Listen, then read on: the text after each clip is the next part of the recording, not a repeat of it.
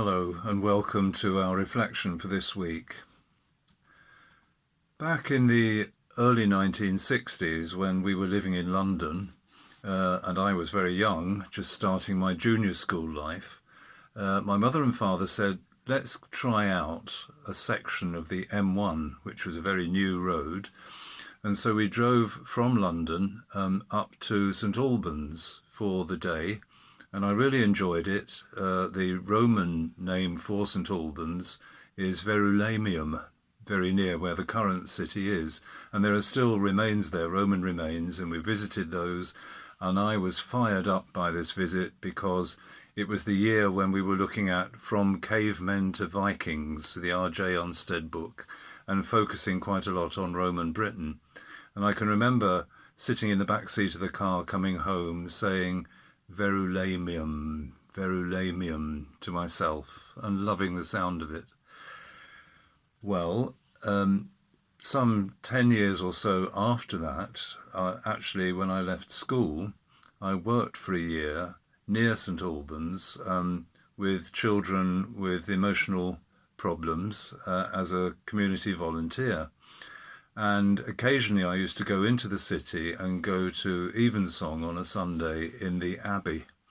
And I loved that quiet space, the darkness, especially in winter, when you were ushered in by a little side door and it was virtually black apart from the lights in the choir where the service was to take place. And so I've always had a love for that part of the world. St Alban, his feast day is actually the 22nd of June, right at the height of summer, when there's always some suggestion of light in the northern night sky, and where there's that lovely dizzying scent of honeysuckle and wild roses in the hedgerows when you're out walking. Alban himself lived in what was Verulamium, and he gave shelter to a Christian priest who was fleeing from persecution. Alban himself wasn't a Christian at this stage, gave shelter to the priest, and was greatly touched by the grace of God, by the priest's simple devotion, his care of everything and animals around him, his open-hearted love and simplicity, his reflecting on the scriptures, his prayer, that Alban himself fell, as it were, under the sweet influence of this person, this visitor whom he was sheltering. The story goes that eventually people discovered that the priest who was fleeing persecution was actually in Alban's house, and the governor sent out a contingent of soldiers to arrest him.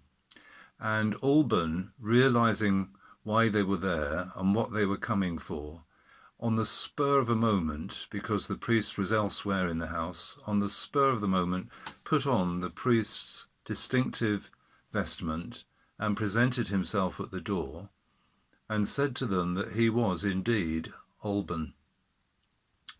He was duly taken to the governor, who was very angry because he didn't believe for 1 minute this was Alban, and tortured him or had him tortured, and eventually was so incensed that he had him beheaded, hence the martyrdom of Alban.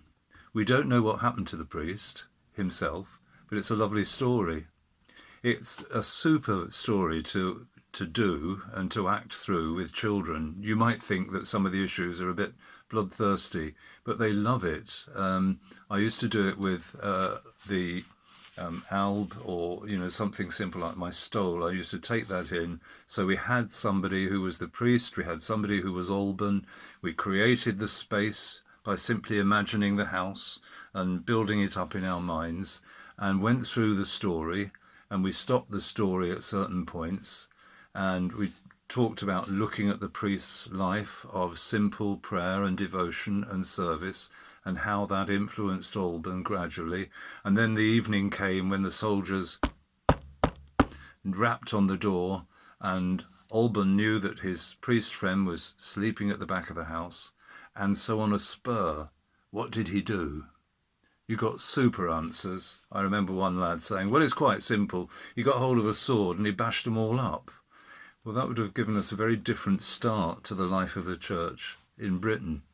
No, somebody said in the end, I know what, he put on the priest's cloak and actually imitated Alban, and so came to his death. But, of course, the eventual flourishing of Christianity, not only through Alban, but through countless people who professed faith in very, very difficult circumstances. The lovely little glosses in the story, as the Venerable Bede writes about it in his ecclesiastical history, are that there were beautiful June flowers on the way to his place of execution. It's a lovely story, and it means still so much to us today. Doesn't Paul write in Romans, put on the Lord Jesus Christ? Those of us who are baptized into the death of Christ, that we may walk with him in newness of life, put on Jesus, rather like getting dressed at the start of the day, or that lovely verse from 1 Peter, all of you, be subject to one another and be clothed with humility. Humility not meaning being unctuous and trodden on, but being like the ground, open to the elements, the wind, the sun, the rain, and actually nurturing, bringing forth the fruits of the earth, the same root as humus in our gardening litany. So Alban, a lovely time of year, a lovely feast day, and I hope and pray that I and all of us may, in response to God's grace and goodness, put on Jesus in a similar way.